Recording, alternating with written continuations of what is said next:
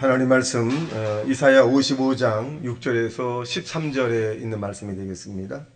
이사야서 55장 6절에서 13절에 있는 말씀, 모니터에 있기 때문에 다 같이 합독합니다. 시작. 너희는 여호와를 만날 만한 때에 찾으라. 가까이 계실 때에 그를 부르라. 악인은 그 길을, 불의한 자는 그의 생각을 버리고 여호와께로 돌아오라. 그리하면 그가 긍휼히 여기시리라. 우리 하나님께로 돌아오라. 그가 너그럽게 용서하시리라. 이는 내 생각이 너희 생각과 다르며 내 길은 너희 길과 다름이 아니라 여호와의 말씀이니라. 이는 하늘이 땅보다 높음같이 내 길은 너희의 길보다 높으며 내 생각은 너희의 생각보다 높음이니라. 이는 비와 눈이 하늘로부터 내려서 그리로 돌아가기 아니하고 땅을 적셔서 수출이 나게 하며 싹이 나게 하며 파종하는 자에게는 종자를 주며 먹는 자에게는 양식을 줌과 같이 내 입에서 나가는 말도 이와 같이 헛되이 내게로 되돌아오지 아니하고 나의 기뻐하는 뜻을 이루며 내가 보낸 일에 형통함이니라. 너희는 기쁨으로 나아가며 편안히 인도함을 받을 것이요 산들과 언덕들이 너희 앞에서 노래를 바라고 들의 모든 나무가 손뼉을 칠 것이며 잣나무는 가시나무를 대신하여 나며 화석류는 찔레를 대신하여 날 것이라. 이것이 여호와의 기념이 되며 영영한 표징이 되며 끊어지지 아니하리라. 아멘. 할렐루야. 우리 앞뒤 사람에게 좋은 일이 날 것입니다 라고 인사하시기 바랍니다. 좋은 일이 날 것입니다. 전 여러분과 함께 이사야 55장 6절과 13절에 있는 말씀을 중심으로 형통의 원인을 찾자, 이런 제목으로 말씀을 증거하도록 하겠습니다. 하나님께서 사람을 창조하시고 땅에 사는 동안에 이 불행과 절망, 좌절적으로 인생을 살아가게 하는 것이 아니라 생육하고 번성하며 땅에 충만하라. 이 내용은 뭐냐? 형통의 삶을 살아라, 이런 내용입니다. 그렇다면 형통이라고 하는 것은 무슨 객관적 의미를 우리에게 내포하고 있는 걸까요? 첫째로 형통이라는 것은 하나님의 관계가 좋은 상태를 얘기하는 거예요. 하나님의 관계가 굉장히 좋은 상태.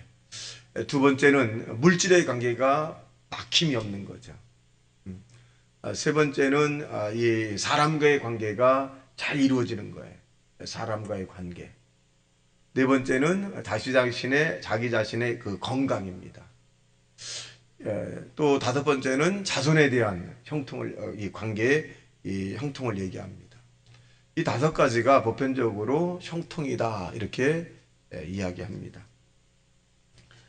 이 형통이라고 하는 그것을 모두가 다 추구하는데 그 형통에 대한 기본적인 이 내용을 우리가 숙지하고 실천하게 되면 반드시 하나님이 우리에게 원하시는 형통의 축복을 받을 수 있습니다. 그런데 이 형통의 이런 그것을 이루기 위해서는 몇 가지 삶을 살아가면서 이 중요한 요소가 있어요. 첫째는 뭐냐? 이 좋은 생각이라고 하는 것입니다. 그럼 생각이라고 하는 것은 뭐냐? 이 기막힌 일을 이루어 줄 수 있습니다. 사람이 상상할 수 없는 그런 기막한 일들이 생각이라고 하는 것을 통해 이루어지고, 꿈은 상상할 수 없는 일들을 또 만들어내기도 하고, 믿음은 없는 것을 있게 해주시고, 그리고 좋은 말은, 창조적인 선언은 기적과 능력을 나타나기도 합니다. 그래서 형통의 재료는 뭐냐? 생각, 또 이 믿음, 꿈, 말이라고 하는 것입니다. 우린 이 땅에 사는데 어떻게 보면 이와 같이 하나님이 저와 여러분에게 형통의 복을 주셨는데 스스로 형통의 그런 기본적인 조건을 깨트립니다. 나는 할 수 없다, 안 된다, 못한다. 그리고 내가 암만 해도 나는 불가능하다. 나는 무능하고 나는 이 복이 없는 사람이다. 이런 잘못된 이 재료를 가지고 살아감으로써 그 형통에 이르지 못하게 만드는 것입니다. 이사야 41장 10절의 말씀에 보면 두려워 말라, 내가 너와 함께함이니라. 놀라지 말라, 나는 내 하나님이 됨이라. 내가 너를 굳세게 하리라. 참으로 너를 도와주리라. 참으로 나의 의로운 오른손으로 너를 붙들리라. 하나님이 저와 여러분에게 붙들어 준다고 말씀하셨어요. 또 도와준다고 말씀하셨습니다. 함께 한다고 말씀하셨습니다. 여러분 모두가 다 형통의 사람이라는 사실로 믿게 되길 주님의 이름으로 축원합니다. 첫째는 바로 좋은 생각을 하고 살아야 형통의 복을 받을 수 있다. 한 청년이 알프스산을 구경하고 있었습니다. 그는 준비해온 물을 이제 벌컥벌컥 다 마셨는데 또 가다 보니까 심한 갈증을 느끼게 됩니다. 이 청년이 보니까 알프스에 내려오는 계곡물이 있어서 너무 맑은 거예요. 그래서 이 계곡물을 막 마셨어요. 마시고 난 다음에 딱 보니까 간판이 있는데 영어로 포이즌이라고 하는 단어가 딱 써있어요. 그것은 뭐냐? 여기에 이 독극물, 좋지 않은 물이 있습니다. 그 말이에요.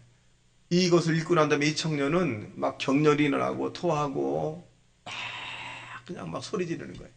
주변 사람이 이 청년을 데리고 병원에 가 이제 의사에게 보였습니다.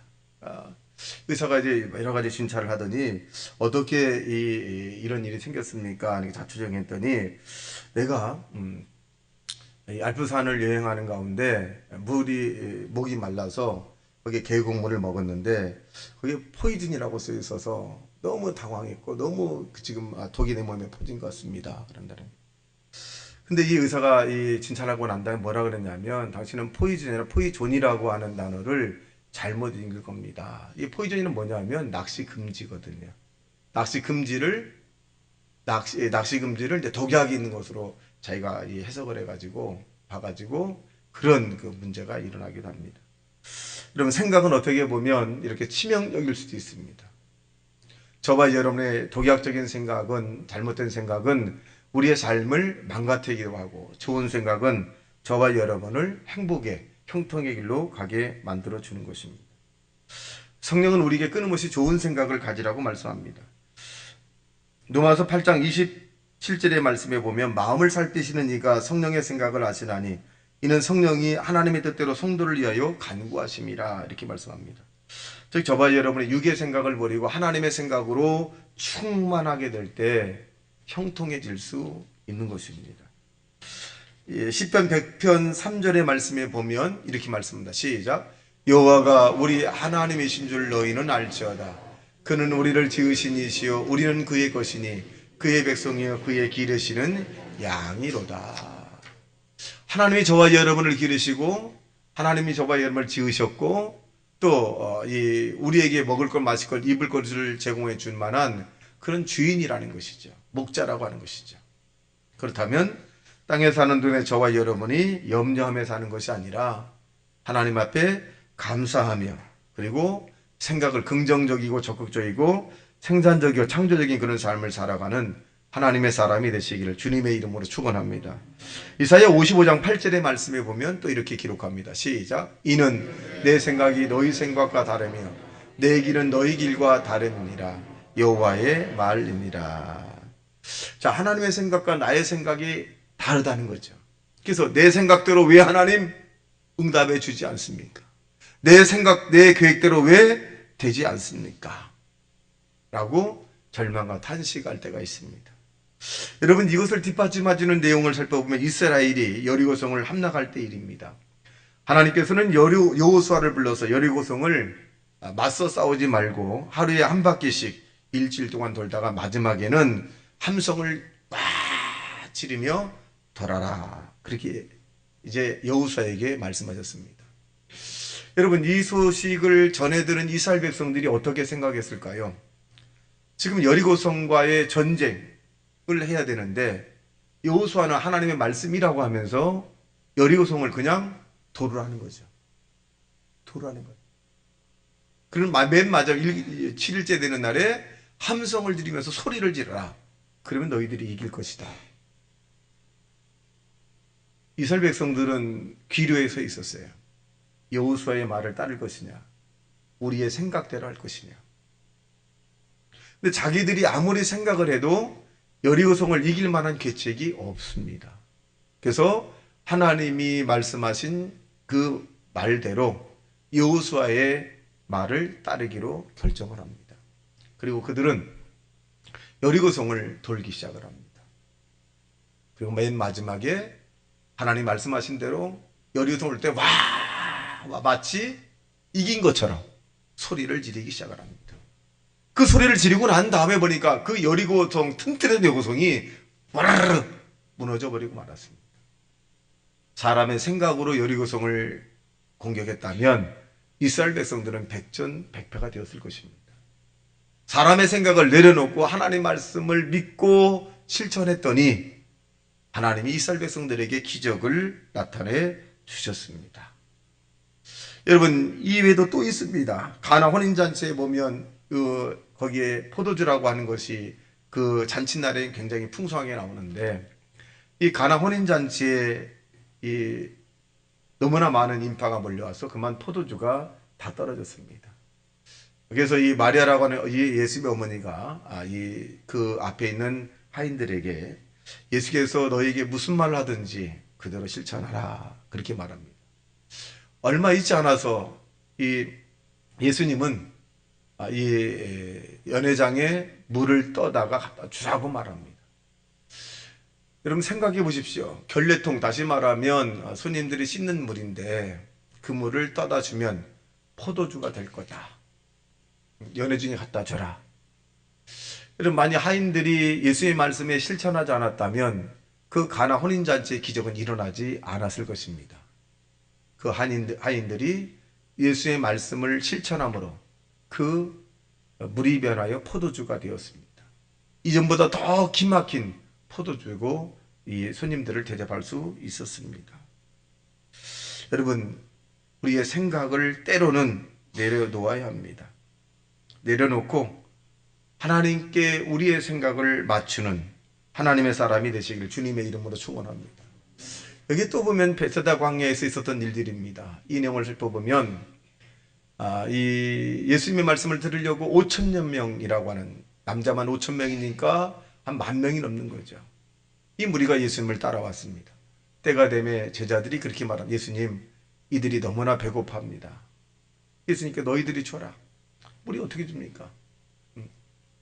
빌립과 안드레, 이 빌립이라는 사람은 굉장히 명석한 사람인데 우리가 이 많은 사람에게 떡을 제공하려면 이 200데나리라는 돈이 필요합니다. 안드레는 보니까 물고기 2마리와 떡 5개를 구하다가 예수님에게 갖다 드립니다. 그리고 축사하셨더니 5,000명이 먹고도 12광주리가 남았더라. 여러분, 빌립은 자기의 생각이 말씀보다 앞섰던 사람이고 안드레는 자기의 생각보다 하나님 말씀을 앞세웠던 사람입니다. 하나님의 말씀을 인정하고 했던 때에 기적이 일어나는 것이지 자기의 생각이 앞설 때는 기적이 일어나지 않습니다. 여러분, 저와 여러분이 생각이 하나님의 말씀에 다 내려놓는 자 되시기를 주님의 이름으로 축원합니다. 둘째로, 소원을 가지고 꿈을 꾸며 살아야 한다. 하나님은 우리의 여러 가지 재료가 있지만 꿈이라고 하는 재료를 통해서 우리를 형통하게 해주십니다. 그 대표적인 사람이 누구냐? 요셉이라고 하는 사람입니다. 요셉은 어릴 때 꿈을 꿨는데 그 꿈이 사라지지 않는 거예요. 그래서 이 꿈을 형제들에게 얘기합니다. 내가 꿈을 꿨는데 11곡식단이 나에게 절을 하고 해달별이 나에게 절을 하더라. 끊임없이 자랑을 합니다. 요셉은 감옥에서도 그것을 얘기하고 보디발의 집에서도 얘기하고 그 웅덩이에 형제들이 자기를 인신매매하려고 죽이려고 웅덩이에 봤을 때도 그 웅덩이 속에서도 그 죽음을 방불한 그 순간에도 자기의 꿈을 잊어버리지 않습니다. 나는 해달별이 나에게 절을 할 것이고 11곡식단이 나에게 절을 할 것이다. 그 꿈을 잊어버리지 않습니다. 결국 이 요셉은 하나님께서 애굽에서 그 믿음으로 승리함으로 말미암아 애굽의 국무총리가 되어서 11 형제가 다 요셉에게 무릎을 꿇는 높은 하나님의 사람이 되었습니다. 이와 같이 저와 여러분이 꿈을 가져야 합니다. 우리의 현실적으로 볼 때 손에 잡히는 것 없고 귀에 들리는 것 없고 눈에 보이는 것이 희미하다 할지라도 여러분의 꿈이 여러분을 이끌고 만들어간다는 사실을 믿게 되길 예수님 이름으로 축원합니다. 빌립보 2장 13절의 말씀에 보면 이렇게 기록합니다. 시작. 너희 안에 행하시는 이는 하나님이시니 자기의 기쁘신 뜻을 위하여 너희에게 소원을 두고 행하시나니. 여러분 안에 있는 소원이 여러분의 것이 아닙니다. 하나님이 여러분에게 주신 소원이에요. 나는 행복하게 살 것이다. 나는 건강을 회복할 것이다. 나는 좋은 일이 일어날 것이다. 나는 물질적인 축복을 받을 것이다. 여러분, 소원이 있어요. 이 소원이 하나님이 여러분에게 준 소원이기 때문에 이 소원을 여러분 이루시기를 예수님 이름으로 축원합니다. 그래서 사람은 땅에 사는 동안에 소원이 없으면 죽은 자와 같다, 이렇게 말씀을 하고 계십니다. 그 죽은 자와 같다는 얘기는 뭐냐면 목적 없이 사는 사람들을 이야기합니다. 성경에 하나님께 쓰임받는 모든 사람들을 보면 그들은 모두가 다 하나님 앞에 소원이 있던 사람이다. 소원. 여러분 지금 어떤 소원을 갖고 계시나요? 어떤 소원을 지금 하나님 앞에 간구하고 하나님 앞에 나와 통성으로 기도하시나요? 여러분의 소원을 하나님이 이루어 주길 원합니다. 시편 62편 5절의 말씀에 보면 이렇게 기록합니다. 시작. 나의 영혼아 잠잠히 하나님만 바라라. 물은 나의 소망이 그로부터 나오는도다. 하나님으로부터 우리에게 나오는 것입니다. 또 시편 145편 19절의 말씀에 보면 이렇게 기록합니다. 시작. 이는 자기를 경외하는 자들의 소원을 이루어 주며 또 그들의 부르짖음을 들으사 구원하시리라. 소원을 이루어 준다는 것이죠. 어떤 자에게? 하나님을 경외하는 자. 여러분, 하나님을 경외한다는 얘기는 뭐냐 하면 하나님을 무겁게 여긴다는 거죠. 하나님의 말씀을 무겁게 여기고 하나님의 일을 무겁게 여기고 하나님의 행하는 모든 일들을 대단히 무겁게 여기는 거예요. 하나님 말씀을 가볍게 여기면 우리의 소원이 이루어지지 않습니다. 하나님의 일을 무겁게 여겨야 돼요. 하나님이 나에게 맡겨진 포지션, 위치에 대해서도 무겁게 여겨야 합니다. 내게 받은 하나님의 직분, 안수집사, 장로, 권사, 서리집사, 권찰, 이 모든 것이 사람이 준 것이 아니라 하나님이 나에게 허락한 직분이다. 이 직분을 저와 여러분이 무겁게 여기는 하나님의 사람이 될 때 하나님이 여러분의 소원을 이루어 주시고 그의 부르짖음 하나님께서 구원, 건져내 주신다는 사실을 믿게 되길 주님의 이름으로 축원합니다. 그 여러분 꿈을 버리지 마십시오. 나이가 많아 꿈을 이룰 수 없다는 것은 사람의 생각입니다. 나는 가난하기 때문에 내 꿈을 이룰 수 없다. 그것은 사람의 생각입니다. 가난하기 때문에 꿈을 가지시고 나이가 있기 때문에 꿈을 가지시고 부족하기 때문에 꿈을 가지시고 안 되는 일이기 때문에 꿈을 가지시기를 주님의 이름으로 축원합니다. 저는 오늘 새벽에 일어나 하나님 앞에 묵상 큐티하는 가운데 이런 생각을 해봤습니다. 하나님, 지금까지 이렇게 건강하게 살 수 있도록 허락해 주셔서 감사합니다.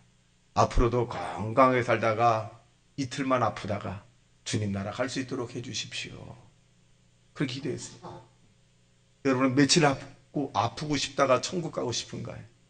그런 생각 해보셨나요? 저는 딱 3일이나 이틀만 아프다가 하고 싶어요. 여러분 이것이 어떻게 보면 그럴 수 있을까? 저는 그렇게 될 수 있다고 생각을 합니다. 왜? 내가 꿈을 꾸고 있기 때문에 그래요.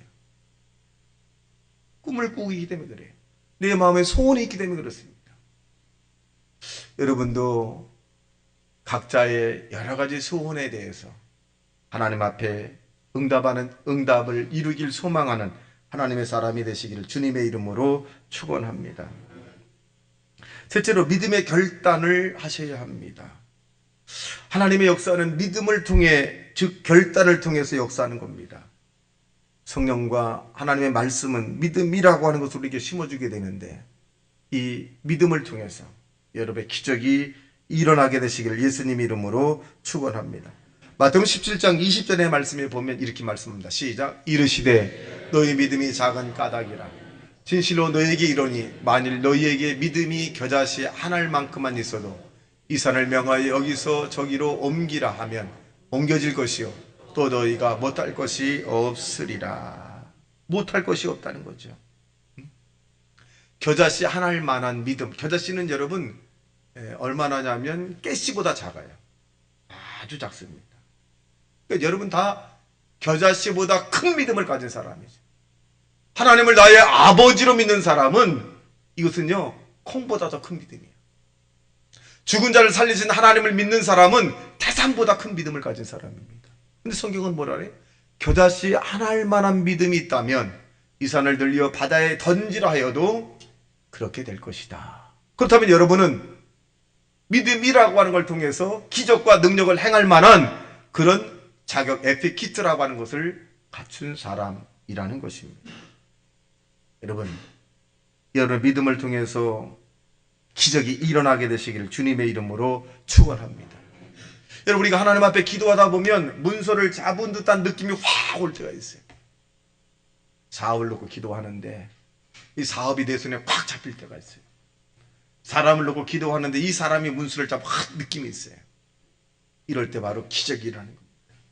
그럼 우리가 하나님 앞에 응답받기 위해서 어느 때까지 기도해야 되느냐? 마음에 확신이 올 때까지, 문서를 잡은 느낌이 올 때까지, 하나님 말씀을 받을 때까지, 마음의 평강이 이룰 때까지 기도하셔야 돼요. 5분 10분 기도하고 난 다음에 하나님 응답해 주시지 않습니까? 라고 탄식 절망하지 말고 응답 받을 때까지, 믿음이 올 때까지 기도하는 겁니다.